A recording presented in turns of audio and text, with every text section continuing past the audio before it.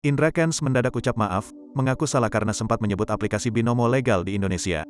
Crazy Rich Medan, Indra Kesuma alias Indra Kents akhirnya buka suara sebagai terlapor kasus dugaan penipuan dan perjudian aplikasi Binomo. Lewat akun Instagram pribadinya @indrakents, dia mengakui bahwa binary option Binomo ilegal di Indonesia.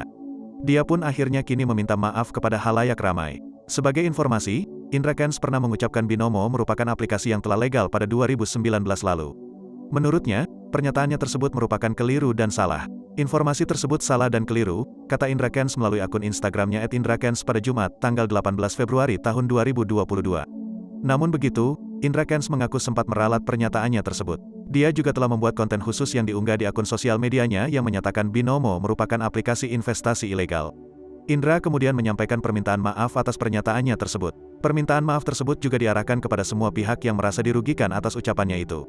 Diberitakan sebelumnya, Direktorat Tindak Pidana Ekonomi Khusus Bareskrim Polri memastikan tidak akan mengundur jadwal pemeriksaan terhadap Crazy Rich Medan Indra Kents terkait dugaan kasus penipuan trading binary option melalui platform Binomo. Diketahui, Indra Kents berobat ke luar negeri jelang pemeriksaannya sebagai saksi terkait kasus pelaporan korban Binomo.